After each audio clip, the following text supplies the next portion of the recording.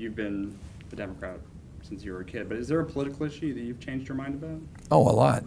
I used to believe more was always better. It's a good Democratic talking point. I used to think you can buy your way out of problems. I learned the hard way, program passing is not problem solving. More is not always better, better is better. One of the real examples of that is a little more contemporary was an initiative called Care Not Cash when I was mayor, where I argued against the backdrop of 10 of my colleagues on the Board of Supervisors that we should eliminate cash-based care to provide for self-identified homeless individuals in our city and convert that dollar to guaranteed access to services and expand our social services, particularly supportive housing. That was met with tremendous opposition and derision and condemnation. Ultimately, we went to the ballot. It won, ended up in the courts. We prevailed. And then I had the fortune of being mayor and had the chance to implement it and apply the principles. That to me sort of foundationally was a construct that was challenged all my previous assumptions. I used to believe we could just provide more cash and it would solve the problem. I believed in a continuum of care in terms of solving homelessness, and I moved away from that to a direct access to housing. It's those evolutions, trial and error. It's the pragmatism of being a mayor and being responsible, being accountable, not being on the sidelines, not being an ideologue about how the world works, and going through an iterative process. Same in my businesses. I have 23 little businesses, and in each case, trial and error. What you think is going to work sometimes doesn't. Unintended consequences of good ideas that you have to solve for. So flexibility, constant iteration, willingness to look at things anew, different conditions, different climate, requires, I think, a constant reevaluation. Mm-hmm. You said you come from a Democratic family. Do you have any close friends or family members with whom you disagree politically? Oh, I'm married in a big Republican family. Mm-hmm. And how do you talk to them? It's difficult. Yeah. The era of Trump. We took a pause during the holidays after Trump was elected. We had to. It's a challenge. I have a lot of family members, Republicans. I have an old Irish Catholic family, my dad's side.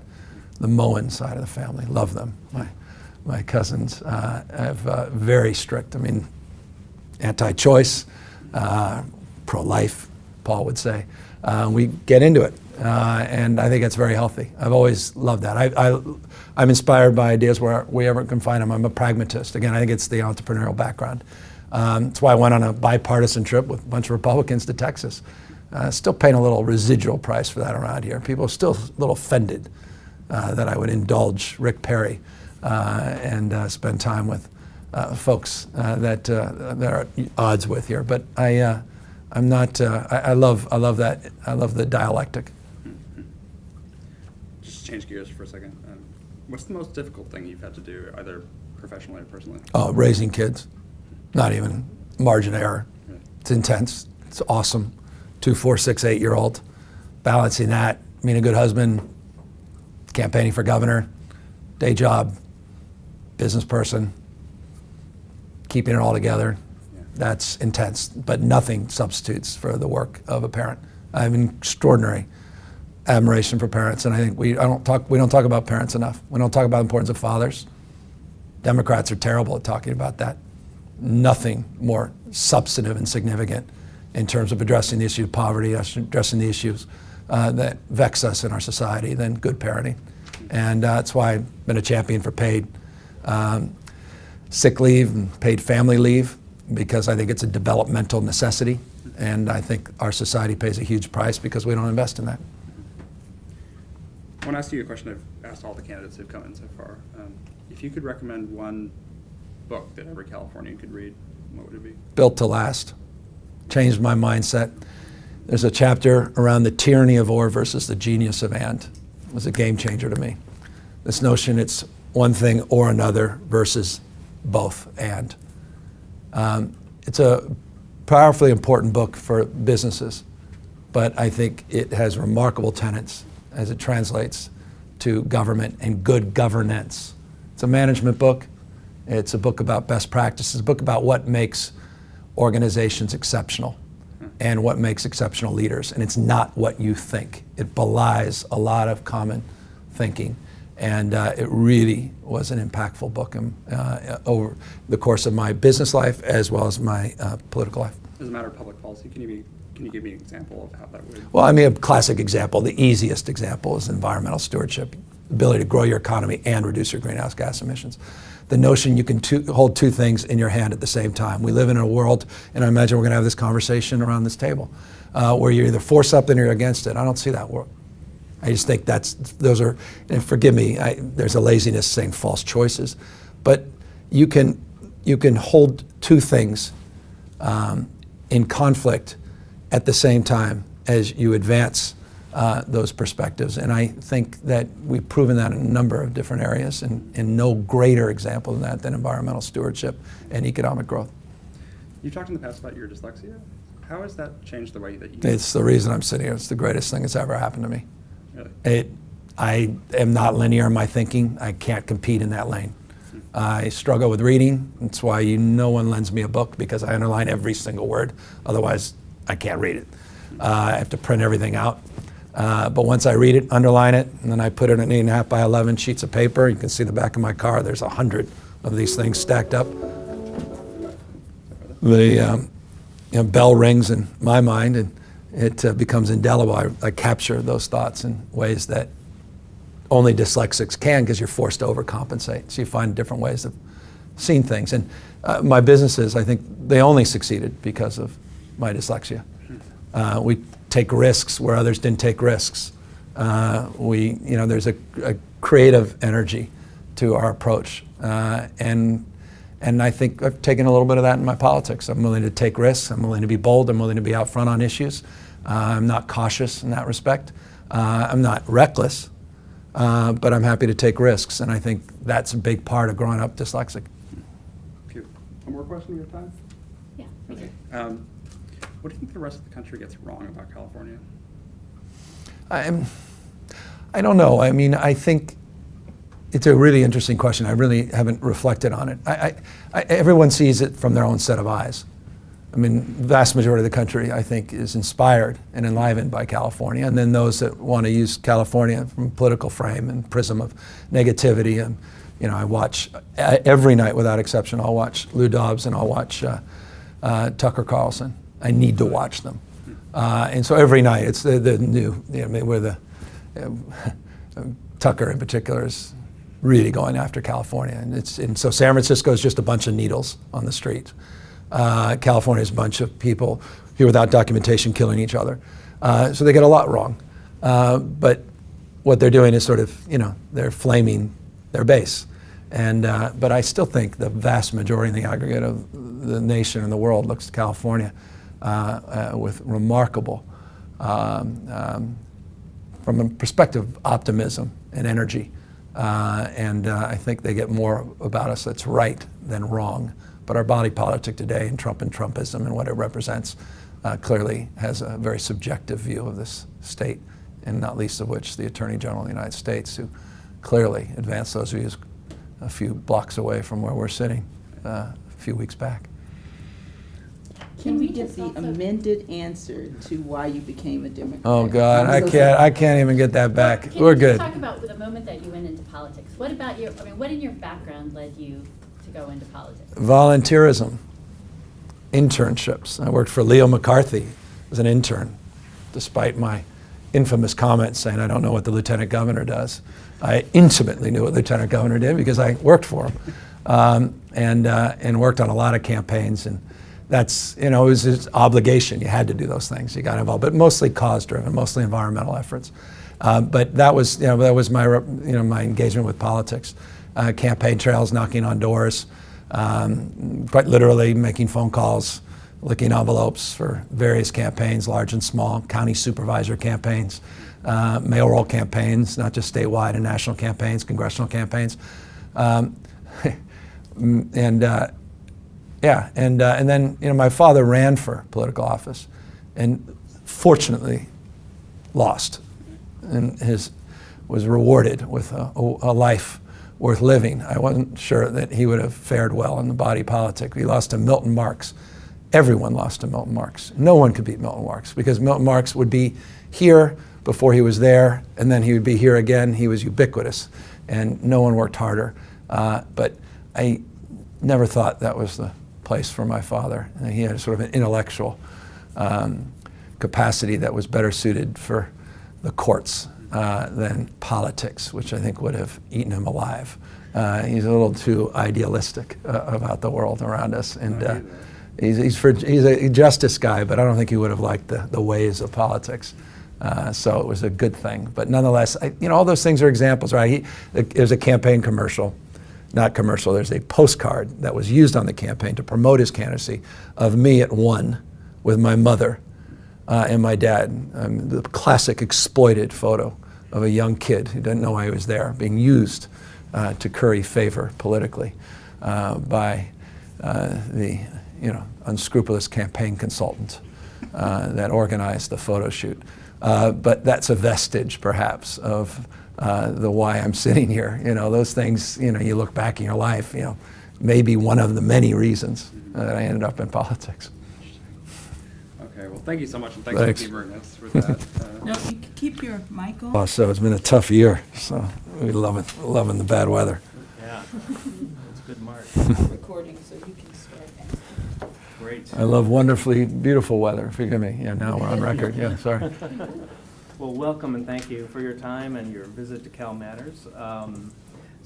We are doing, we'll start with talking about the California Dream. We're doing a project, CALmatters is in collaboration with 4 of the radio stations around the state, public radio stations, and 28 newspapers. And it's a project for 2 years called What Happened to the California Dream? And it's a lot of the issues I know you've talked about. Here we are, it's, with national issues, but we have housing prices and poverty rates and that are really outstanding. The achievement gap in the schools and income inequality. And I think the question is, I saw you spoke with the New York Times recently and said, income inequality is something that happened on our watch. Yeah. And so 2 things. One is, what, if it happened on our watch, what could have been done about it? Yeah. And then, if you're governor, give me 2 things that you will do to respond to these issues. I'll give you more than 2, but let me, because 2 things would be inadequate to the crisis and would not do justice to the question. It's interesting, my wife is almost done with a film called The Great American Lie, and it's about the topic of the dream, not in California, but in this country. And it's a compelling title for a film, for a documentary, but it's around the issue of income and wealth disparity, social mobility in the United States of America. Hers, though, is through the deep dive lens of gender and how it manifests very differently for men than women. And of course, it's a series of work she's done on that theme. So this issue is very contemporary from a national frame in my mind, and not just California frame. So when I say it happened on our watch, the reality is when you have 8 million people, roughly, plus or minus, living below the poverty line, and 46% of our children at or near, based on supplemental poverty analysis, clearly we have failed.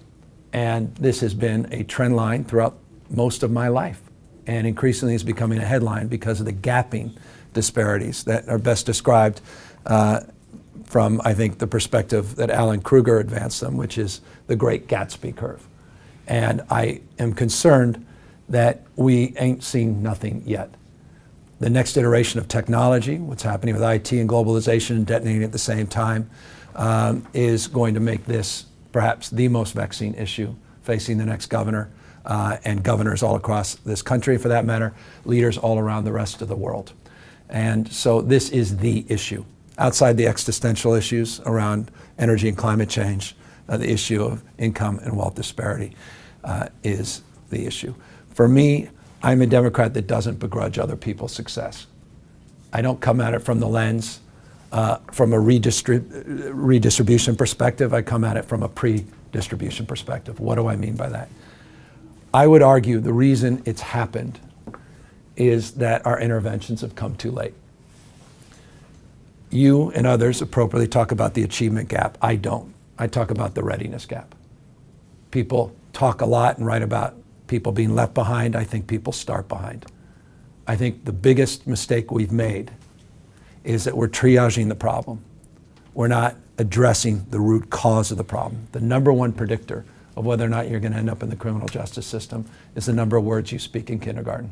That's universally accepted fact. So if that's the case, the number one predictor of whether or not you're going to end up in the criminal justice system is how many words in your vocabulary. Seems perhaps we should focus then on preparing kids for kindergarten by recognizing what increasingly now the social sciences have recognized, that 85% of the brain is fully developed by the time you're 3. As someone that did universal preschool in the middle of a recession and has promoted universal preschool in this state, in many respects, that intervention comes too late. Prenatal care, half the births in California plus or Medi-Cal births, 0 to 3. Nurse home visits, first-time mothers, the imperative of talking to your kids, reading to your kids, and having an engagement that is systemic, that is organized and deliberative and resource, I think is the most profound thing we can do to change the trajectory. The problem with it, it radically disrupts our body politics. Politics is rewarded and politicians rewarded situationally, not sustainably. So that kind of intervention at scale, there's no ROI on that for 10, 15, 20 years. And there is only the incentive for triage, for arguing to increase the earned income tax credit, move forward with paid sick leave, expand the opportunities to provide minimum wage, to encourage more support for remediation at the UCs and CSU, triaging, which is come at the expense, I think, of what needs to be our primary focus, and that's these early interventions. We'll get to a bunch of the other issues related to this as we go around the table, but Sure. So I cover housing and I'm the data reporter here at CalMatters, so I have a couple of housing questions for you. So in November, there's a chance that rent control might be dramatically expanded across California. Should cities have any restrictions on how they implement rent control? I think that if you mean, should we repeal the Ellis Act, or rather, should we repeal Costa-Hawkins, which would afford that, I am concerned that it would have a chilling effect on housing production in the state. Do I believe in rent control? I was a former mayor of San Francisco. Do I believe that we need to do more on preservation and on protection, not just production? Absolutely. And owner move-in evictions, Ellis Act evictions, making sure we're providing legal support, counseling services, not just rental subsidies for people that are on the cusp of displacement is profoundly important. I think there's a potential compromise. I know not everyone agrees with that, but the issue of affordability is the issue. It's the bubble word. I finished 26, 27 town halls. It's the word I heard more than any other word. It's the crisis. It's driving the middle class out of the state, and this state is on a fast track to becoming a 2-class, not a 3-class state. And we have no choice but to aggressively address the issue from the perspective of making sure that we have more tools in the toolkit to keep people in their homes. And that's why I think a compromise would serve the state very well. What's that look like? Good people have different points of view. The issue of vacancy control is the one that concerns everybody. Is there a compromise that would allow to capture units that were produced, post-95 or something, and capture more of those units in a way of giving up on this initiative and protecting vacancy? That's a contour of a conversation. But that needs to be led by the governor. Can't just be out there on its own. Can't be a legislative frame. I'm not the governor. But I would encourage the governor and others to engage in that conversation anew, at peril of putting us in a position where the unintended consequence of an outright repeal could have a chilling impact on addressing the supply-demand imbalance in the state, which is jaw-dropping, and that would be very, very problematic. I want to talk about Prop 13 for a second. Can California's housing crisis be solved without changing Prop 13? Yeah, I mean, I think I don't know that Prop 13 is the great impediment to investing in housing. I think the challenge is there's no statewide plan. There's no statewide goals. There's no incentives for good behavior. There's only incentives for bad behavior. Cities are not incentivized to develop housing. We claim they are, but they're not. They're incentivized for big box retail. They capture sales tax increment. Localism, as it relates to housing production, is determinative. We got to create incentives for better behavior, and I think you have to look at that contribution. And this is, very tough place to be politically. I'm not naive about how we fund the sales tax versus property tax vis-a-vis cities and counties. Now, I was a mayor of a city and a county, so I saw it from a different perspective than most other cities and county supervisors and city administrators. But Prop 13, I think, should be thrown into a mix with a broader conversation on tax reform in the state. It is long overdue. We had tax cuts in this country, and those tax cuts impacted California disproportionately, a few other states.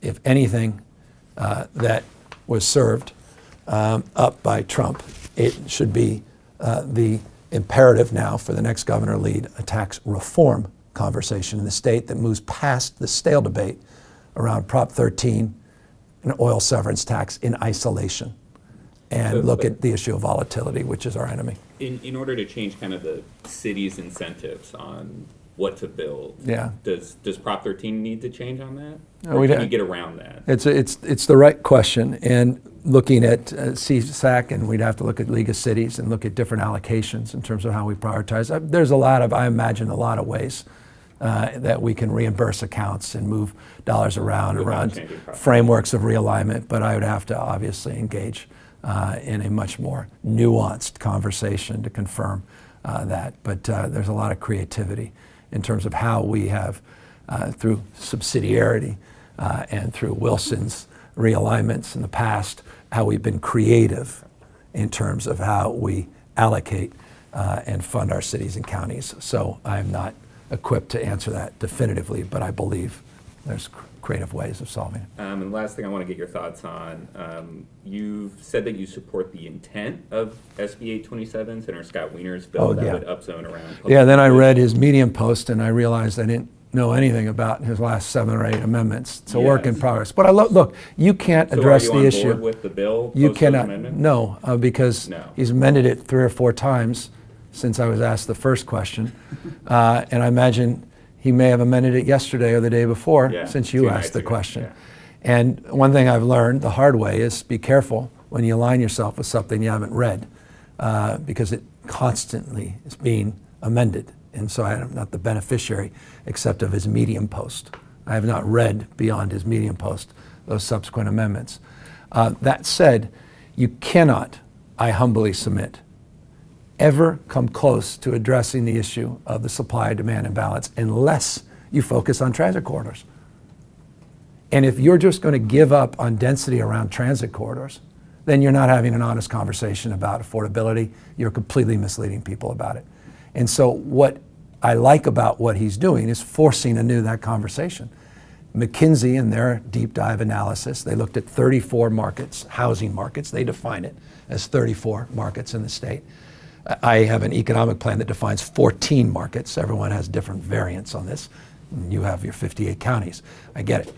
But the perspective of McKinsey, they argue up to 3 million housing units are afforded in terms of opportunity of investing and constructing in and around those transit corridors. Without that, we're having a conversation about how to fail more efficiently. Julie, are you there? Julie. Yes, I am. So Julie Cart is in Los Angeles. She's our environment reporter. So she's going to ask about the environment. Yeah, Hey, Julie. yeah. Good morning. Good morning. A report from a month ago from the Little Hoover Commission looked at what it considers an environmental crisis, which is the management of the state's forest, 129 million dead trees, management policies that impact water, carbon, and it really got to the issue of the way the state deals with wildfires. Is the state doing enough, either in terms of preparing for fires, suppressing fires? What should the state be doing better in terms of addressing wildfires? No, we're not doing nearly enough, and I think that's obvious to any objective observer. And that needs to change. To the governor's credit, he's got this working group to begin to address this more proactively. We got to pick up on that work and get much more aggressive in terms of addressing the issue, particularly as it relates to not just dead trees, but brush removal and the like. I'd rather see our National Guard working on those kinds of emergencies than being on the border. But that is an aside. I also read, and I thought it an outstanding report, the post-analysis report out of Santa Rosa and the fires up there, and the imperative that that report places on us being much more aggressive on our technology, on our alert systems, on opting out, not just opting in to these systems, interoperability, et cetera. The next governor needs to not only prepare for wildfires and more droughts, which are the new norm, the next governor needs to prepare for the next 1, 2, 3 major earthquakes. As a former mayor of San Francisco, this is something I took very, very seriously. The first meeting I had after getting sworn in was with my disaster council. Unfortunately, we eliminated our emergency council here in the state. I would reconstitute it and make sure it was reinvigorated with a framework of focus on all of these issues and the issues of collaboration, the issues of the intersectionality of these issues from the perspective of prevention and not just emergency management and response. And so this is something that we're reacting to, and frankly, I think, and it's not an indictment, but we should have been a little bit more proactive in terms of addressing in the past.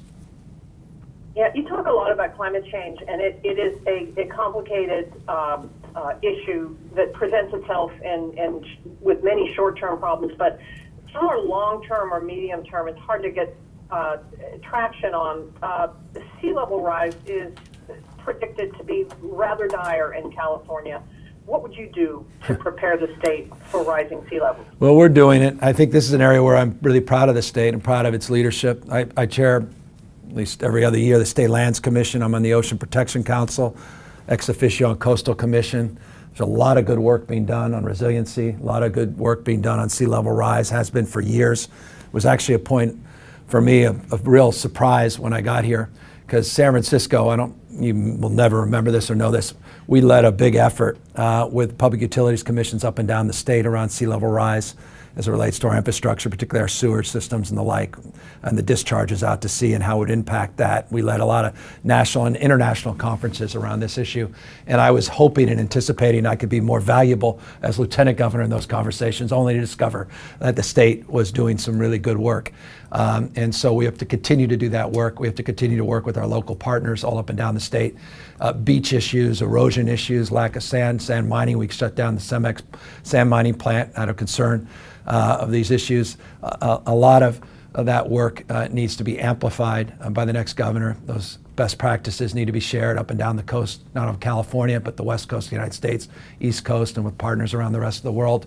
This is an area where I applaud Governor Brown's leadership in an international frame, and I appreciate that his legacy is being attached to his last big act as governor, which is this conference later in this year to raise the bar even further in terms of expectation of California's leadership.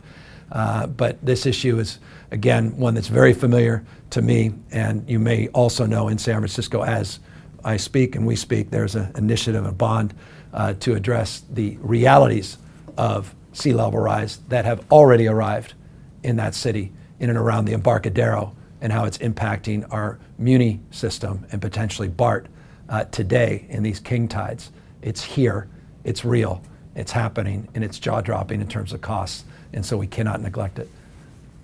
Should the state The governor has really staked out the environment as a legacy issue for him. You seem to be in alignment with Governor Brown, but what would your administration do to distinguish itself? What would you either go beyond what the governor has done or do differently? I think it's a very different administration, the next administration, because the next governor has to be in the how business.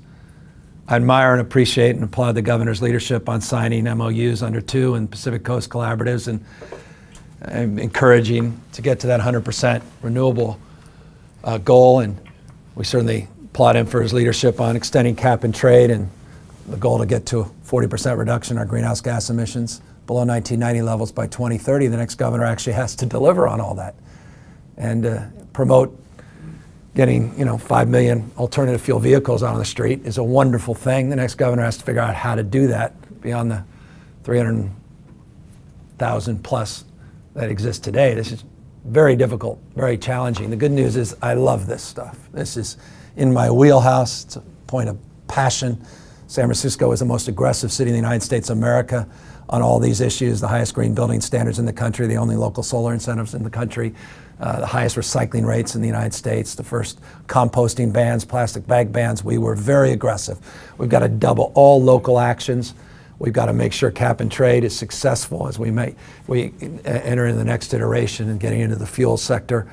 We have to make sure we don't lose people along the way that are concerned about costs, particularly those that are different tiers in the Central Valley and don't have the benefit of our efficiency programs.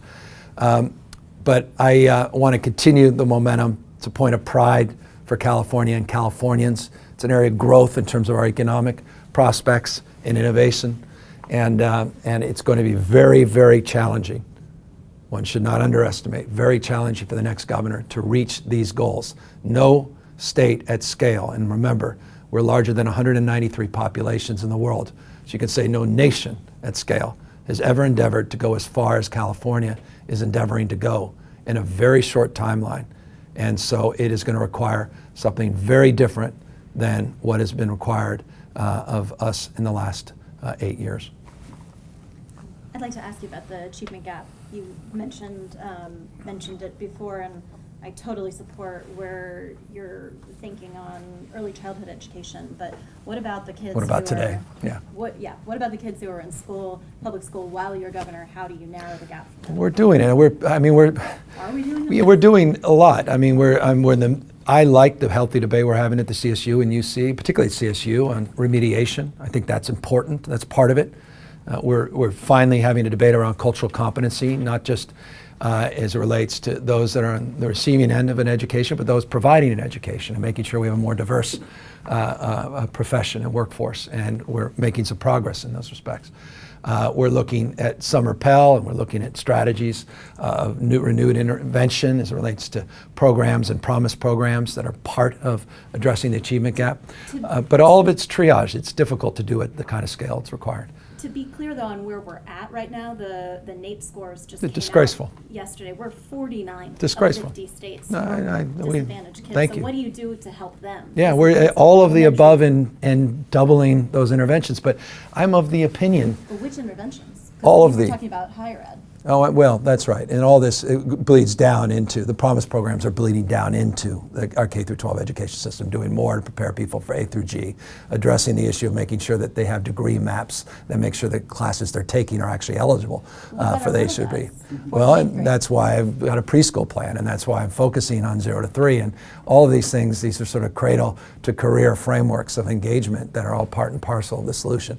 So we can break it down. I'm happy to start anywhere you'd like. I will begin then by answering my own question to you about where you think I should start, by starting here.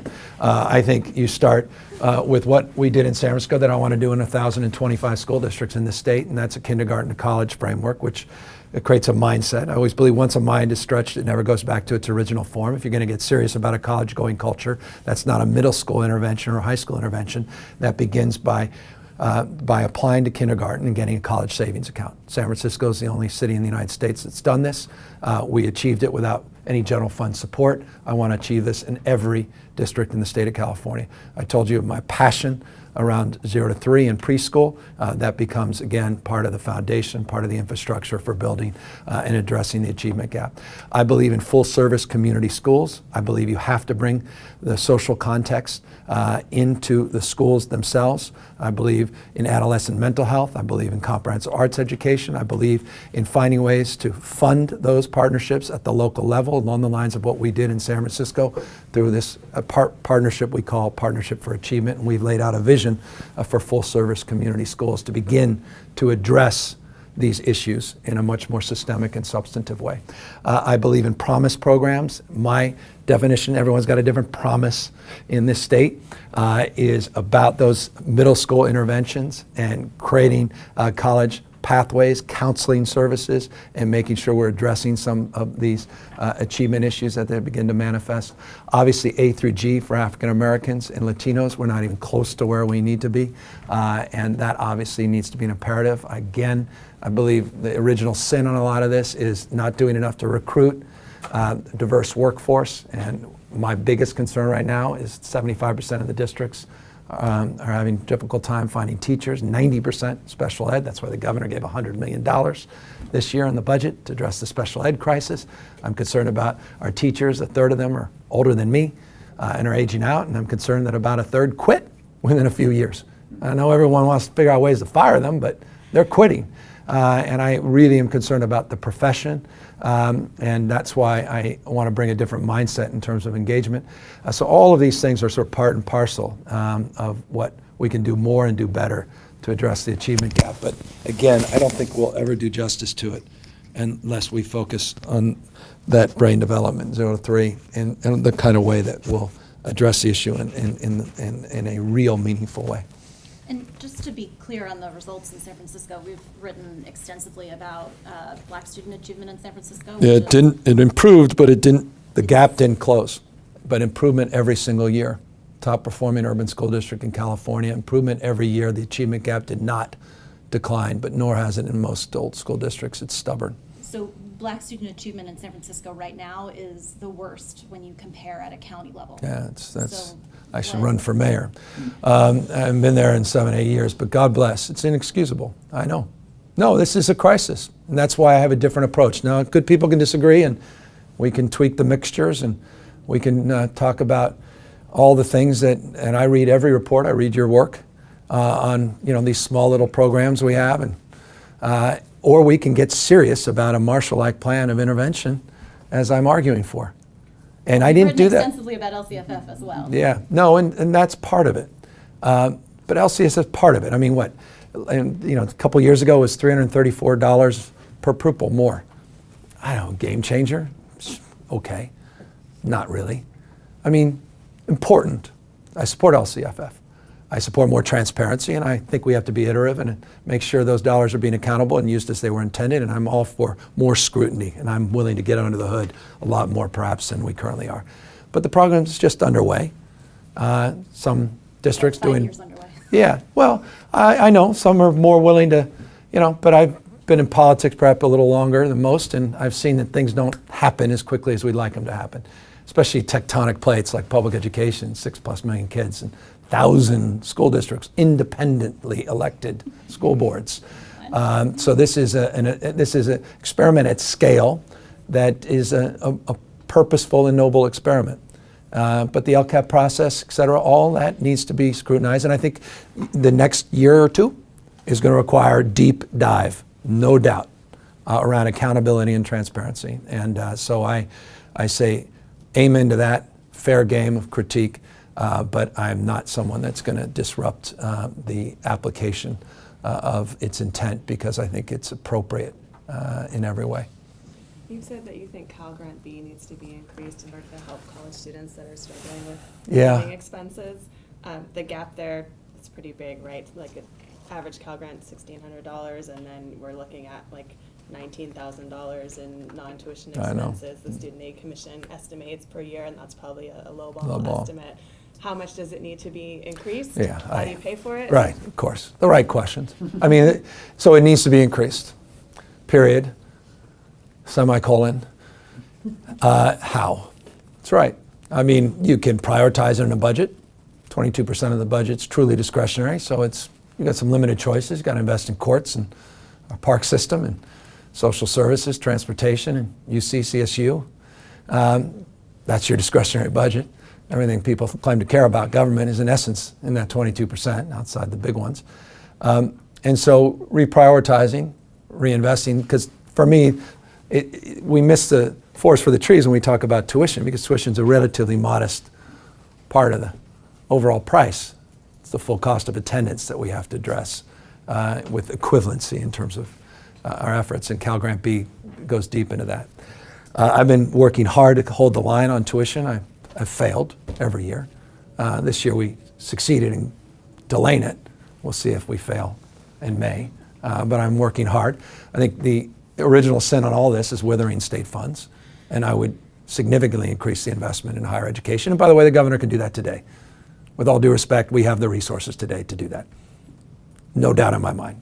There's 171 million reasons it should be done at the CSU and 130-ish million reasons at the UC.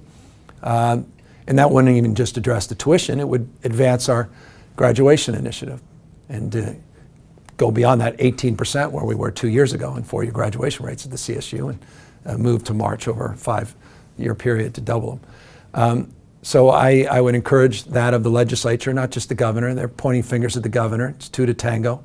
Now, if I'm governor, well, I may regret what I just said, but I'd like to see the legislature assert itself a little bit more on education funding this year, and including increasing Cal Grant B. So just a quick question here. We talked about a few things that you think need a lot more state funding. If those things get prioritized, what gets less? It's always the most difficult question to answer when you're sitting where I'm sitting, because it requires me to sit down with Michael Cohen. It requires me to sit there and get under the hood of the budget.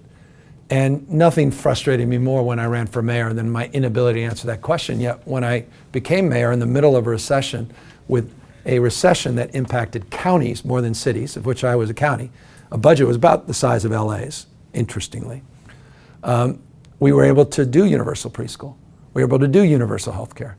We were able to fully fund our supportive programs for housing for homeless. And yeah, I made a lot of cuts, and they were tough. But there were cuts I never imagined I would make because I didn't have the capacity of understanding and nuance and knowledge of the economy that existed at that moment versus the economy that will exist when I get sworn in, and the realities of what was already committed to mid-year by a governor that submitted a draft budget and what I can amend and adjust. But these are the things. I'm giving you a sense of what I value. Higher education and the critical scaffolding of early childhood education are my two disproportionate biases in terms of where I want to see additional investment. And to the extent I have to find commensurate offsets, that's my commitment and resolve. But so just a quick follow-up. You are the lieutenant governor. You're pretty close to the hood, right? You have a Well, pretty good not based upon a understanding. lot of your analysis, but yes. But I mean, But I haven't had the benefit of. I understand that you can't be specific, but I'm just curious about what in the overall state spending. Well, I'll tell you. was the priority for you. Well, one thing, I'll just give you one abomination in our budget. I'll give you two. One is healthcare spending. It's devouring the budget. It is the budget. Healthcare is the issue when it comes to budget. Number two, IT. It's insanity what you have allowed and what has persisted in terms of IT procurement in this state in decades. Billions and billions, not hundreds of millions. I will quantify this. This is not gross exaggeration. Billions of dollars of waste, fraud, yes, fraud, and complete abuse of the taxpayers in that space. Now, a lot of that you'll say, because you're a sophisticated group, you'll say, well, that's nice, but that's not general fund savings. Most of that's enterprise. Well, I, as someone who intimately understands the difference, think that's nonsense. Enterprise and general fund, they bleed into each other in many different ways, which I happily will describe if you ask me. So IT and healthcare. But healthcare has to be tamed. You saw Cover California projected on the high end a 32% increase in 2019. You saw the national reports that said 17 states are going to see 90% premium increases in 2019. Cover California projected cumulatively 94%. These are all quotable facts, at least based on their assessments. 94% increase in healthcare premiums by 2021 in California. You had 12.5% increases last year, 13.2% the year before. It is the conversation we're having at the UC and CSU. The governor's baseline budget to CSU doesn't even cover our employee costs, which are dominantly benefit costs. It's our pension issue, and I know how much CalMatters cares about pensions. We can get to charters after. But it is our issue as it relates to the unfunded liabilities. Pensions, $2 billion last year, $3 billion was STRS, 6 was PERS. That $2 billion is going to quickly be 3 or 4. You have to tame that tiger. And that's why I'm so committed to this healthcare debate. My opponents claim they're committed, but then find a million reasons why things can't be done. But they all say the same thing. I support single payer. They all say it. John, and Tony, I support it. There's no daylight, except they say why it can't be done. I say we have no choice but to lean into this conversation, bring all the parties to the table, take these 14 bills and drive this from the governor's office and advance a conversation anew around health care, because if we don't, we are insolvent in 3 or 4 years, and all the predictions of Jerry Brown, at least those dystopian projections of our budget, will come true. And so that's an area where we have to tame the growth. Can you be specific about billions of dollars of fraud and waste in IT? Like, is there Well, specific I'll example? give you 4. The infamous example of the court management system that started as a $260 million project in 2004. Go back and read about that one. The payroll system was, I think, $371 million. Don't quote me. Go back and look at that one. The DMV, which was originally a Ross Perot EDS project, and then HP purchased EDS, and then it became an HP project that was abandoned. That was $200+ million. Those are 3.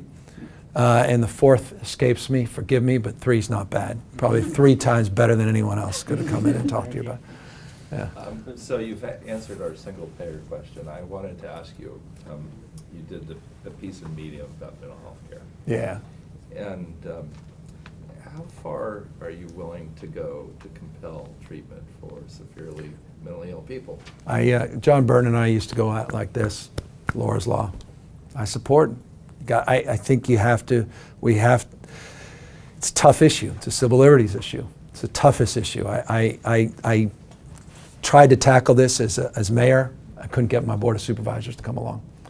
Mayor Lee, to his credit, tackled it and did get the Board of Supervisors to come along. So I was never afforded that tool in the toolkit, but I always wanted that tool, and I feel it's important. It's tough. It's a fine line. And by the way, the problems we have today, in many respects, are a result of this debate. The original sin is not Reagan and Reaganomics. It was a Supreme Court decision around this decision in the 1970s, around institutional care, that we couldn't coerce treatment in those settings. And so it's a fine line, but my bias is towards leaning in that direction. Well, so Laura's Law requires multiple 5150s or crimes Yep. committed.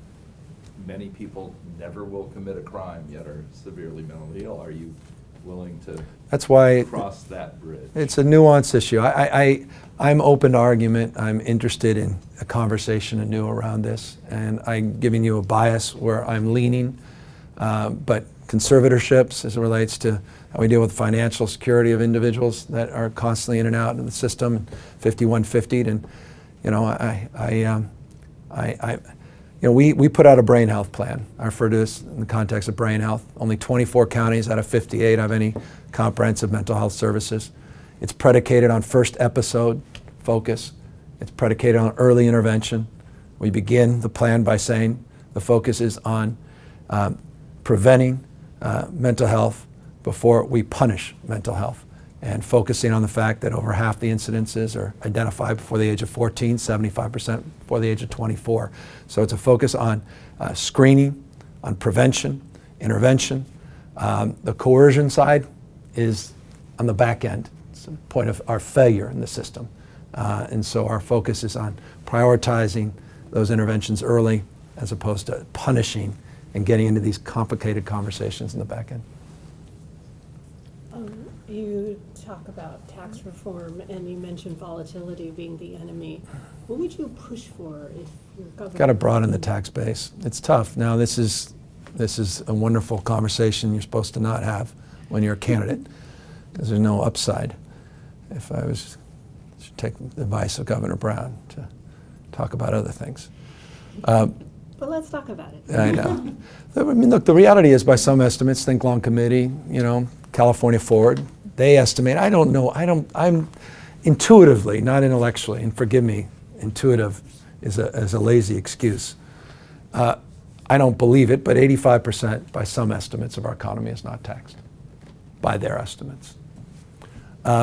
Which suggests, perhaps, in and of itself, that we should consider the modern economy We can consider the fact that our tax structure was designed a world that no longer exists. And if volatility is our enemy, it's also our friend right now, then only way to smooth it is to broaden that tax base. How do you do that? Well, you've got proposals out there like Hertzberg's says that we should do what other states have already done, which is consider service taxes.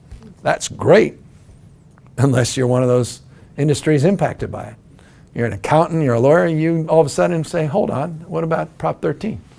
You know, if you're in the healthcare or education, you say, well, what about an oil severance tax? And so none of this is easy. You got to bring folks around the table. I just don't think we have a choice. And I think, honestly, I think if Governor Brown were running again today, he'd be focused on, he would, but with the runway of a 8-year term, I think that's going to be required in this conversation. This is not a situational conversation where you say next November I'm putting something on the ballot. You will be crushed. Nothing will be accomplished. This is a multi-year effort of sustainable engagement with different groups and saying because we've got all this Prop 13 split roll, we've got Prop 13 realtors version, we've got all these things that are coming, saying everybody time out, let's bring all this to the table, let's commit to put all our trophies on the wall, take them off, put them on the table, and consider a broader tax measure. Let's agree with the parameters of that. What's our end result? If we agree on smoothing volatility, how do we still maintain our progressivity, which is part of our DNA? How do we address the 13.3 that was just extended under the next iteration, after that's, what was it, 56 or 50? I can't even remember, the son of Prop 30. And how do we address the regressive concerns about a service tax? Is that enhanced earned income tax credit? Do you exempt, as Hertzberg would argue, healthcare and education from the tax? Is it commensurately going to offset a tax for earnings for small business in their first $1 million for LLCs and S-Corps? Or are you going to lower the 9.3 effective tax rate for people earning just $56,000 so you have a middle class tax cut? All these things need to be part of a broader conversation. Your point Not being easy. You would not prescribe something you want to. Only because I want to be successful. I'm all for a good commissioner too, but I prefer to lead effort. The one stylistic difference, and by the way, he's a political mastermind, so I should not be arguing against Governor Brown's approach. It has worked for him and it's worked for the state. I'm not constitutionally capable of being on certain issues as strategic as Governor Brown is in terms of when to engage. I tend to want to engage in everything early in the process. And that may be a liability, but it worked for me a little bit with Mayor, also caused some friction and setbacks, so I've learned some things. But I want to shape that conversation. I want to bring the parties to the table, just as with healthcare, as creating a California vision for higher education that's about access and completion, that funds not just seat time, but funds outcomes. It creates the kind of degree maps we've seen in Indiana, in Tennessee, and other places that are getting a little bit more prescriptive on promoting better outcomes. That would be my approach on tax policy. And we do have an interest in pensions, so. Yes, I'm familiar. The governor's taking on the California rule in the Supreme Court and very much challenging the legislature's right to modify benefits. He did some reform in 2012, 2013. Would you carry on that fight in the court? Well, I mean, the court, that fight is underway, and there's not much that the next governor can do except to express a bias or a point of view that will be adjudicated, and we will know. Regardless, though, I will say, even with the California rule, we have the tools through collective bargaining to negotiate reforms and commensurate offsets. The California rule only requires commensurate offsets. Without the California rule, it still has to be reasonable pursuant to at least the appellate court's judgment. There are subsequent reforms the governor asserted that could be reintroduced. I'm someone in 2008 and 2010 did 2 pension reforms. 2008. This was not front page news pensions back then. And by the way, you should I mean, not that anyone will or you care, but Moody's just came out with a report giving San Francisco AAA bond rating, and they cited those pension reforms as the answer to the why, because we bent the cost curve. And they also cited the fact that that was in contrast to other large cities in California. Our pensions, I say our, even though I am 7 years, almost 8 years removed as mayor, are along the lines, plus or minus, of as a percentage of our budget as the state. Contrast that to LA, which is 20%, or Richmond, that's going to be at 41% by 2021. So the pension problem is going to manifest first more acutely at the local level. Number two, in our school districts already is. And then number three, the state. It's about 6% of the general fund last year. I'm waiting for the new May revise. It's a hockey stick. I'm not naive about this. I get it. We've changed the tiers, and we have more work to do. But I am not of the imposition frame. I know people think that's Pollyannish, but with all due respect, folks have never sat where I've been sitting. And you know, as mayor, I actually accomplished something as opposed to talked about something. And demonstrably, I can point to it. And my approach would be to engage our public unions and to engage in a responsible and thoughtful way and not impose these changes by fiat or ballot, which I just reject. I think will divide the state, will set back the cause. But I recognize the challenges, and I think most of the leaders in public employees unions recognize as well. But they also recognize the toxicity of those reforms that get to the corpus of the unfunded liabilities, and that means this is going to require a lot of political dexterity and a lot of good public policy in the next few years. Just to clarify then, on the hockey stick analogy, you're saying that you as governor would take an active role in trying to figure out how to resolve the local strain that pensions Well, create. this is where, you know, with respect, local electeds need to do their work. They need to step up. Look, I thought it was the right thing to do to lower the discount rates, because you got to be honest about the actual expectation rate of return. I mean, there's no one, honestly, could sit here and say 7% is realistic, when in fact, you got guys like Buffett say 6.1 to 6.7 is more realistic. We were at 7.5, we were at 8 in the past, and you know, therein lies the problem. We weren't pre-funding employees and employers. So then corpus, the unfunded liability grows, and we had a chance 10, 15 years ago. Wow. And now we're all going to have to deal with it. It's a math problem. And then you got a demographic problem on top of it. Aging and graying population, people living longer, want to live in place, no strategic plan for that, and love to talk about that separately. But it all is combined. So yeah, no, it's a math issue. We got to be honest about it. But again, I'm not just, I know cynically you can sit around and, well, he's got it, labor support, so of course he says it the way he says. No, I've been saying this for 20 years, even without labor support. My dad is on pension. He's on Social Security and pension. And he's in a wheelchair and diapers. And my sisters. He's not the guy that got $365,000 when he retired, the one that everybody writes about. Or the 13,000 of them that got over 100,000 that drive me as crazy as they drive you. That gamed the system, that spiked their way out and just took advantage of the vast majority of folks that spent 30 years saving with the expectation that they were going to receive a pension, $2,200, $2,300. And now all of a sudden they read about politicians that want to take those away. I'm just not going to impose that. I'm going to engage in a different kind of dialogue and a different kind of collective engagement to address it in a way that respects those folks that had a certain expectation that was promised. Do you think the labor support would help you find Yeah. a solution, or Great. or are they going to hold that support over your head when you? I love it. It's a really interesting question. It's a thoughtful question because in some ways, no, it uniquely should help me because I've built trust. And I've always been honest about it. I mean, this is when you go back and you can find clips on this for decades. This is not one I've danced around. I've never been anyone's let's go towards Rhode Island champion. I mean, I get David Crane's not happy with me. I get it. But by the way, Rhode Island was 42% funded. they were insolvent. I know we're at 63.7, it stirs 68. So you say, well, we're not that much better. Yes, we are that much better because 50% threshold is death. They're up to what, 56% last year. And she didn't, with all due respect to Gina, who's a close friend of mine, she didn't do all the things that some of us act like they did.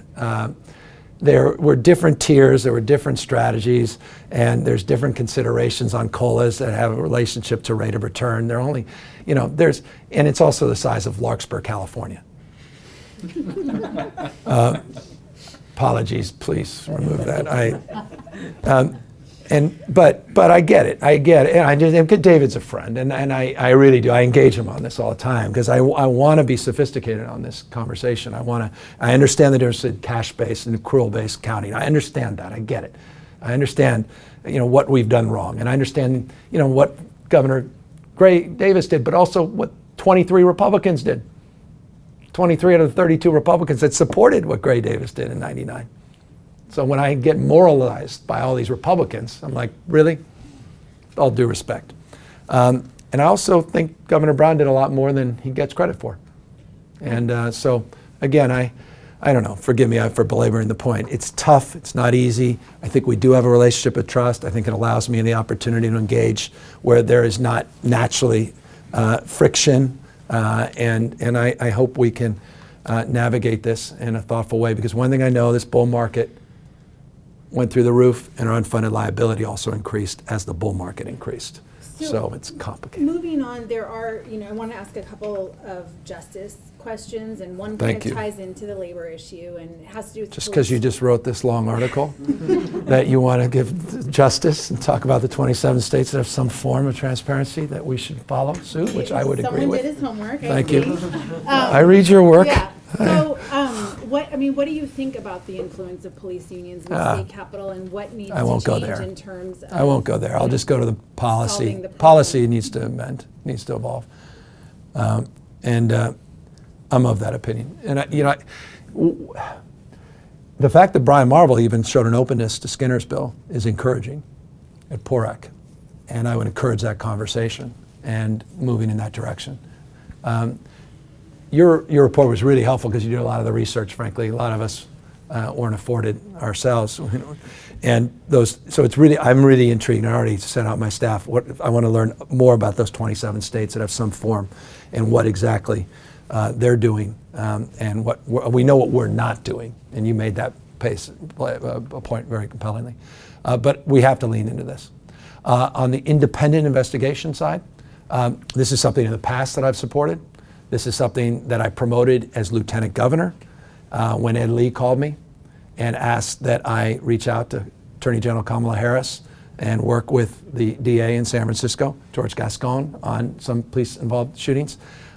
This is something that I applaud local government here for doing. The question is, can we do that permanently and establish that $8.5 to $10 million appropriation that may be required for Becerra to actually staff it 24/7? Obviously, we'll have to work through that, but I'm very inclined, and I believe in the integrity of that independent investigation. As it relates to Weber's bill, I haven't read it. I don't know that anyone has. I'm more concerned, to be candid with you, about that and its unintended consequences and what that means and how that could have a chilling effect on policing and engagement. But I will take a backseat to no one on implicit bias training. In fact, I think Sacramento's reviewing San Francisco's policies. Goes back when I hired PERF to do original analysis before we had a crisis in San Francisco, and we came up with some model programs in partnership with DA Kamala Harris that we're very proud of on de-escalation and implicit bias before we were compelled to do it because of tragedy. I didn't get the support of the police chiefs or PORAC, and they cited my support of bail reform, and they're right. Okay. And with respect, one of my opponents is taking bail bonds money. He's wrong, as there's a bill pending about people's freedom. Only Duterte's Philippines and Trump's America require money bail. It's a disgrace. It's an emotional issue because people are literally being incarcerated because of the size of their bank account, not because of their threat to society. It is an outrage that we have money bail. And by the way, I was clueless about this issue even when I was a county supervisor, because we were doing bail schedules, and perfunctorily every 2 years we agreed, the Board of Supervisors agreed, and no one thought about it. Then we got sued. And I went, why didn't I think about this? You're right. You're rich, you're poor, you're stuck in jail, you're out of jail. No assessment of risk. And I am very proud of Hertzberg and Bonta and others and want to lead that effort. Number two, they cited my opposition to eliminating the death penalty, my support of gun safety, my support of marijuana legalization, my support of Proposition 47, the governor's Prop 57, and 3 strikes reform. And they're right. I was the only statewide official to support all of those. So let's go And a little bit I'm proud of that as well. more into the death penalty. Obviously, voters have consistently shown their support for it. I know. Even if you're personally. I want to give them another chance to consider this Well, issue. Executions could begin any time now that Prop. That's why I want to give them another 66 chance. Has been upheld. So if an execution I told is Governor Brown the scheduled- other day to solve this before the next governor comes into Yeah? office. What did he say? I can't tell you. I'm not privy to that. I can't. Well, I'm privy to it, but I am not at liberty to share. Is he doing anything to? That's why I met with him. I said, "What are you doing? What are you going to do?" It's just I'm. What do you do? I want to as give the governor when voters a execution is chance. I scheduled? want to give the voters a chance to reconsider. I really believe that. I'm against the death penalty for many different reasons, and I oppose the last 2 initiatives publicly. And I think only Betty Yee this last time was the only other statewide official, the second time that opposed it. And it goes to the politics that you referenced in your article today. And I'm the living embodiment of that politics because of the opposition around my candidacy for support of those reforms. But voters have supported it twice in the last, 5 years or something, less? You are correct in every respect, and you're right to push back on my assessment that I think the voters should have an additional opportunity to consider. Now, as you know, I was even confused when I was explaining to my friends which one fast tracks, which one's eliminated, and it was intentional. It was also on a ballot with Prop 57 that won overwhelmingly, and cannabis legalization won overwhelmingly. It was really confusing in some respects. Then again, maybe not. I mean, there's a sophistication with our voters. I mean, they specifically pulled that out. And so I'm not disrespectful to that, and I don't want to get in front of the will of the voters on that, and I've always maintained that point of view. But I get it. There'll be an enormous amount of pressure on the next governor. You can't commute sentences without the concurrence of the Supreme Court. There's a lot of hurdles here and a lot of checks and balances that don't necessarily exist in other states. Governor Quinn's state or even O'Malley in Maryland that prohibit even someone like Governor Brown of solving this on his way But out. you won't have a chance to ask the voters before you would I'm be going to have to sworn work in through in this. 2 I don't know weeks. what. So what would you do if there's an We're gonna execution see. scheduled in February of 2019? It's a hypothetical, so we're going to have to deal with it. We have to deal with it. My opposition to the death penalty is well known, and I hope we can right that wrong. Would you use your power to? And as I governor, will to deal with it block when an it comes up, execution? and I am well known for decades of my opposition to the death penalty for moral reasons, for racial justice reasons, for economic reasons. I believe passionately in public safety. When I left San Francisco, we were the safest big city in the state, though I know Antonio claims he was as well. You could adjudicate the facts on that. I believe very, very strongly in keeping people that prey on innocent people behind bars for life if necessary. I just don't believe that we should as a society be systemically killing members of society. Yeah. No charter school questions? Well, we have a few more. A Do you few want more. to do the? Yeah, sure. I'm sorry. There's a legislative proposal that would ban non-disclosure agreements in legal settlements relating to sexual misconduct, both for public sector and private. Do you have a position on that? I have to read it. I mean, I'm inclined to be supportive. I get the intent. I haven't read the details of it. But no, if the intent is to deny a victim the ability to come forward, then I support the intent to change that status. I mean, you know, just willy-nilly signing off on settlements has not been healthy. I know that Betty Yee is looking to review that process in the Comptroller's office, and to the extent we need some legislative remedies to make more transparent, I think that's a very positive thing, positive direction. Could you reflect on your own experience as mayor, as a boss? Did you take advantage of the power you had when you had a relationship with an employee? No, I don't think I did. There's 2 consenting adults. It's been well adjudicated, discussed, probably as much or more than any contemporary issue in San Francisco. There was months of scrutiny around that issue. I was forthright, honest, came forward, what happened, about what happened. It was wrong, and I have to live with it. I've discussed it ad nauseum in the last few months. But over the years. has your view on that evolved at all? It seems like as a culture, we're sort of rethinking the idea of consent in these workplace power imbalances. Yeah, I just think that the circumstances of that relationship was two consenting adults. By the way, that's not just my words. The words of the other individual was involved in it. So.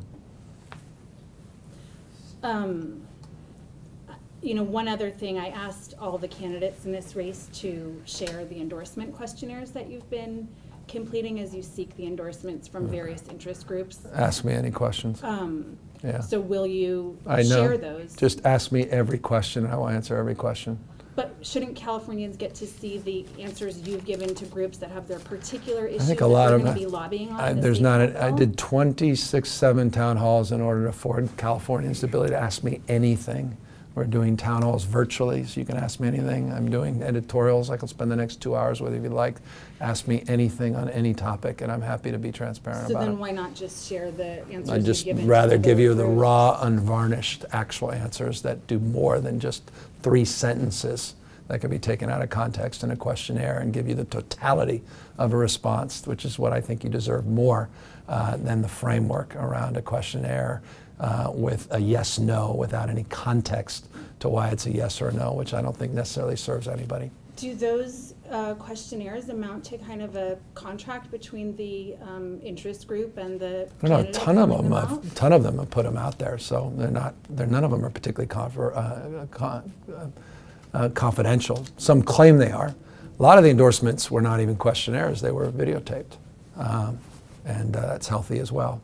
Prefer those than questionnaires because, quite literally, as you can tell, I'm verbose often, and I like being nuanced. I think you deserve nuance. Now, it doesn't go well in 30-second sound bites or, again, yes/no questions. So I prefer the transparency of this kind of engagement. Can I ask my school question?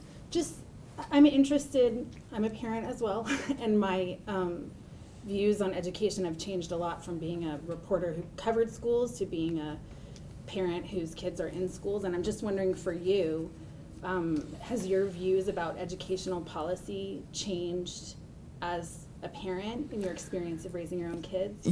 I've become interestingly more righteous about public education. I have, which is interesting. The challenges of public educators, challenges between school districts. We've had our kids in multiple schools, different perspectives, different cultures, different funding, different support from parents. Parental engagement is perhaps the one area, and I mentioned it a minute ago, that's really been an aha moment for me. And again, we don't talk about that. Are your kids in public schools? Yeah. And they were preschool, which was a Montessori, and then the public schools. And having the opportunity to talk to our teachers, who now are taking advantage of a candidate for governor, giving me a perspective. Yeah, it's been really eye-opening. And I'll tell you honestly, and it's not an indictment of others, I think I may be the first governor with young kids in decades, if ever. That's a very different reality like yours. We were in different hats. It's a different way of, it would shape certainly my politics and policies as governor in a pretty profound way, because they'll all be entering into, I have a 2, 4, 6, and 8-year-old. 2 of them have learning disabilities. 2 of them, one we are looking to transfer because we're not getting the support. Back to my example of different schools. We're talking to other parents about where they're supplementing those supports. And then it's the pressure of, do we go to a private school? Because, there's schools that focus on people with learning differences. And it's your kid, and it's your one chance at life, and I'll take the hits because it's the right thing. And then my own experience, I went to, I think, 7 schools in 5 years. And that's why we ended up in Marin in my middle school years, because we got out of San Francisco because I couldn't get in any good schools in the city, and my mom was dissatisfied with the support I was getting. So anyway, it changes things a lot. One more education question. You have the support of the teachers union. Yeah, all of you. Antonio has the support of the Charter Schools There's Association. 7 million reasons why. That's proof. So how Proved. does that play out leading up to June and I don't know. I've spent, I started early, and I was very honest about why I started early. And I know folks can have fun at my expense on it, I get it. But I started early because I said I needed a longer runway to raise money, because I recognized the hurdles of fundraising. And, my kids are at spring break. I've missed the last 7 out of 8 soccer games on the weekends. Fundraising. And then I read the tweet that Nathan sent me about the $7 million. That was not an easy night last night. Honestly, my wife's out of town with the kids, but I was like, it's a little heartbreaking, because that's the beginning. That's not the last check. I didn't see that. I knew there was something coming. And I'm a fan, by the way, I'm a big fan of Reed's. And that's actually the one guy I really like. That was like, who I respect. I'm like, so yeah, I don't know. It's an open-ended question, your question. They seem prepared to paint you as a very anti-charter candidate. Which is wrong, and Jed is wrong, and shame on him, and because I have a record to prove otherwise, and he knows that. A record to prove otherwise. He can't point to my record. But how do you fight that? I'm doing it right now. It's the best I can do. I can't, in some respect, because if it's an airway war to do that, it will be. I've supported charters. First place I visited, Chronicle criticized me rightfully, was Gateway High School in San Francisco when I was mayor, because it's dyslexic kids. And I met them on the campaign trail, and they broke my heart. And I wanted to come back as mayor because I promised them I'd visit. And they asked me, will you visit us if you become mayor? And I did. And people say, that's a charter school, how dare you? I said, well, it's the right thing. So if the charter school spending and the union spending is substantial and education becomes doesn't primary help issue of this anybody. election, is that Doesn't good? help anybody. No, is that good? Because then No, we're maybe. talking about how to fix the fact that No, we're not. We're in a campaign, come on. We're not talking about how to fix things. We're talking about how to destroy the other person. You know politics, come on. I mean, Jed came out not supporting Antonio, he came and attacked me personally. And I'm a supporter, I support high quality nonprofit charters, always have, but I support a transparency bill, forgive me. You know what, it's public money, it's your money. And I believe in transparency, I believe in accountability. And I don't know that that's so offensive, but I guess it is for some. And so, no, I don't think it's going to be an education that you're going to get through campaign commercials. I'd love to think it would be, but I just don't think it will be. And I think it's an unfortunate thing, and frankly, I want to, and I'm not going to take the bait. I told all the charter folks, I know if you want to paint me as an enemy, go ahead, I'm not. If you're going to try to personally destroy me, I'm not going to do it, I'm not going to reciprocate. And if I succeed and I survive tens of millions of dollars of attack ads, I'm going to do the right thing. But one thing I'm not going to do is perpetuate this war. I'm over it. I'm done with it. I want people that are just not interested in that. But yeah, am I righteous about public education? Damn right.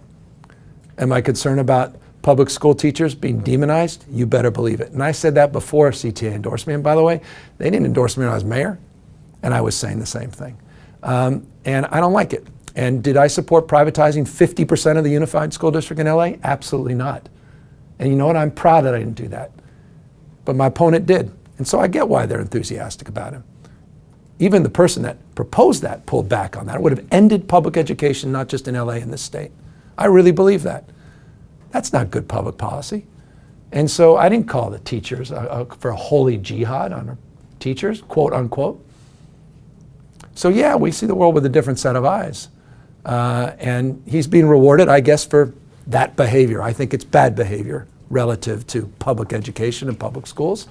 But I appreciate what charters promote in terms of innovation. And I believe in innovation. And I believe in best practices. I believe success leaves clues. But I also believe in transparency and accountability.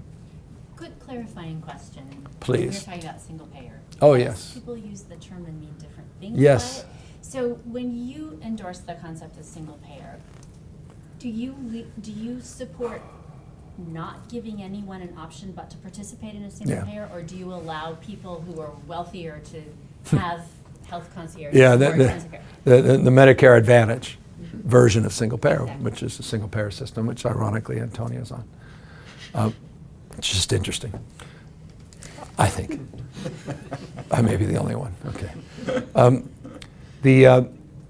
So you're talking about a Bismarck model versus a national health insurance model versus a Beveridge model. Those are the three sort of well-established different single-payer models that exist in the world. Each one has its merits and demerits. Some are nonprofit, some are for-profit, some are government financed, some have a blended system. And the answer is, I don't know. No one knows. We have to incorporate these perspectives in the conversation to figure out how best to advance this debate. It's never been done in any state in America. Vermont and Colorado attempted and asserted. But again, this is a state that's larger in population than 163 nations, already spends $367.5 billion a year on healthcare, at least according to UCLA. Our multi-payer system is inefficient and wasteful. That's my humble belief. I believe in a single-payer financing system, and I believe that the folks that brought us 562 have done a service of once again engaging us in a conversation anew about universal health care that we were not having up until that was introduced. And I think it's an important and powerful debate. I think it's more complicated than even its critics say. It's not just about GAN limits, it's not just about Prop 98, it's not just about ERISA, it's not just about an 1115 waiver, it's not just about a 1332 waiver, it's also about the deductibility of employer-based health insurance on your taxes, which no one has written about. Dan, it may be a good article for you. And I mean it, because no one's really discussed that. And I think all those things need to be contextualized. Now you're having a tax reform conversation as you're having a healthcare conversation. And now you're having a conversation about supplementing insurance. And does the insurance market still persist with a single payer finance? And so all of it is complicated in ways that one should be forthright and honest about. But I'm willing to tackle this. I did it as mayor. They said it couldn't be done. Everyone sat around the table at the board of the Chronicle saying, how are you going to pay for it? Who's going to finance it? Are you going to do this and that? I didn't know. I said, I don't know, I don't know, I don't know. And they said, this is pipe dream, and we proved them wrong. And it's had its 10th anniversary this year, by the way, that healthcare plan. And I'm proud of that. And I'm not suggesting it's, you know, I know Skelton did an article saying, oh, it's T-ball. And I was a little offended because I was literally watching Hunter's T-ball game when I was reading that. And I thought, hey, hold on. But I was calm. I didn't tweet anything. It wasn't T-ball. It was hard work, and I'm proud of it. And it was a county, and there's a lot of headwinds, and tens of thousands of lives have changed. I swear to you, I'm not making this up on my mother's grave. There's not a month that goes by where someone doesn't say, I've had people say, I'm here alive because of that health plan. I went to the emergency room, and I literally read about the plan. I wouldn't have even gone in the emergency room because it would have bankrupted me. And I checked out, and I had some appendix that apparently had burst. And I literally, if I hadn't gone in, 3 hours later. I'm proud of that. So it's a righteous cause. And again, I don't know how to do it because it's never been done, but I believe it can be done. And if any state can prove it, we can. What do you think about the governor putting the National Guard on the border? I think that President Trump should have. Let me back up. The only union in the United States, to my knowledge, that endorsed President Trump was the Border Guards. Why the Border Guards union is not demanding to backfill all those vacant positions to actually do its work that they're trained to do is beyond me. And it's just amazing that hasn't been present in our national debate around this issue. As governor, I would have forced that conversation. Number two, I wouldn't have done it. But if I did do it, I would have done it exactly the way Governor Brown did it. And I mean that. Very thoughtfully, very deliberatively, what it is, what it isn't. He scoped it out. He was very thorough in his approach to this. And I applaud the governor for doing it the right way as opposed to the wrong way. Now, I would have approached it fundamentally differently. Why would you not have done it? Because I think that the National Guard should be focusing on the next 2-3 earthquakes. I think we should be focused on fire prevention. I think we should be focused on the things the National Guard is trained to do, and I think the Border Patrol and the border agents should do their job. And to the extent we need to supplement their ranks, that's what they exist for, not the National Guard. And I think that's the original issue here, and I just can't believe we've allowed the president to get away with not embracing investing in that one union's rank and file. So the tunnels will be in the hands of the next governor? You think? You think? I don't know. Isn't this going to get solved? So- Listen, I look at you just because death penalty and this are going to solve it. It's the next you want.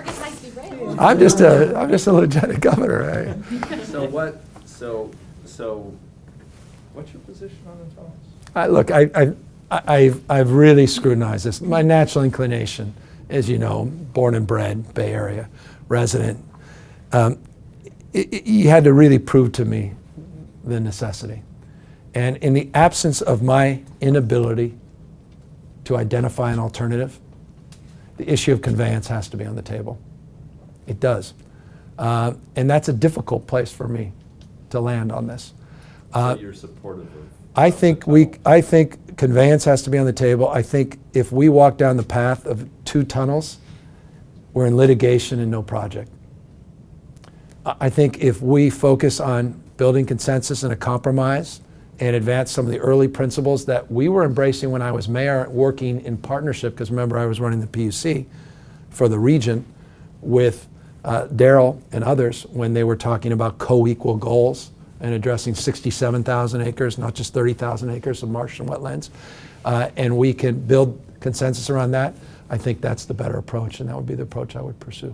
So this governor hasn't been able to attain consensus. The last governor wasn't. The last governor. It's been a long time. I come in with a fresh set of eyes. No, well, here's the good news. The current governor had the benefit of the last governor's work on this. And I will have the benefit, if indeed we are unable to get this thing done, of the extraordinary commitment and resolve that Governor Brown has placed on this. And whether you agree with him or not, he has staked a position and put a lot of political capital into this in ways that few of us had anticipated, meaning this is truly one of his top 2 or 3 priorities. And I think we're in a much better place to actually accomplish something. One thing we can't do is walk away from this. And that means this has to be addressed immediately. This is a transition conversation. This is a January, February, March conversation. This is not, I'll get to it after the budget's submitted, after the holiday break or something. This is, there's too much momentum. We're on the cusp of getting something done. We can't walk away from it. You mentioned that Jerry Brown is very good at being strategic about things and that you have some constitutional differences. I'm curious about... Yeah, my cousin. Yeah. I did use that phrase. You Yeah, did. forgive me. Yeah. Can't go Which back. made me think about how Jerry Brown has dealt with Donald Trump and how you would deal with Donald Trump as governor. How would you deal with him Well, differently? just as an observer, as a pundit, I think it's really interesting what he did on the National Guard versus what he did when Sessions was in town. Mm-hmm. Just interesting. And I wonder if one is connected to the other. Meaning, I wonder if in real time, being a pundit here, I'm speculating, that he's iterating, that he's figured it out. It's difficult. And, you got the Orville example, you've got the Ventura fire, Santa Rosa fire, emergency declarations that were met appropriately and responsibly by the Trump administration, and we should acknowledge that. There are areas where we need to work together, where we're all in it together. Sessions knowingly lied or was so ignorant that he deserved the condemnation he received from Governor Brown. But, sad in capital letters. Actually, I was like, was that our tweet or was that Governor Brown's tweet? Which was interesting, and that approach was interesting. He's a liar, and now this. It's just interesting. So I think it really is I'm responsibly, I think, humbly, I'm responsibly observing. Studying him? And studying, and also studying other governors. I have strong and deep values, and if he's going to attack the values and the people of the state, I'm going to assert myself. Always have. Just watch my Twitter feed, my Facebook. There's no evidence to suggest otherwise. That's who I am. There's a bit of therapy, I confess, my Facebook feed, and that's just personal. But but it also, I think, represents the moment, and so I want to be aggressive. But we're all in this together. There's no leak on your side of our boat. It's the United States of America, and there is a interdependence and a responsibility at the highest level of governance to collaborate where we must and where we should. And so I'm not here just to be the head of the resistance, though I won't take a backseat to anyone else in terms of asserting that role if I need to. But I also want to paint in bold colors a positive alternative, and to the extent the Trump administration can be helpful in advancing that agenda. And Kevin McCarthy, who is a friend, who we disagree with on more issues, almost on an hourly basis, not just daily basis, I'd love to see that relationship flourish. I think Kevin could be a profoundly important player in California's future, especially if he becomes Speaker. I think it's important to have those relationships. So that would be how I approach it. Thank you very You much. done with me? You've been very generous with your Thanks. time, and Grateful. Put you through a No, lot I'm, of questions. well, it's amazing what you guys are doing, and you're not doing an ed board, so I can say that without you thinking I'm sucking up. But it's really, it's a very educational platform. I mean, it really, you're important for a lot of reasons, and I hope others are paying attention to the work. And I'm not just indulging you, I swear to you, you did the work of my staff and everyone else. I'm like, so that was, those kind of things are, no one else is doing. So well done. Well done. Well, thank you. Much appreciated. Thanks, guys. It's not easy these days. No, right, I get that, right?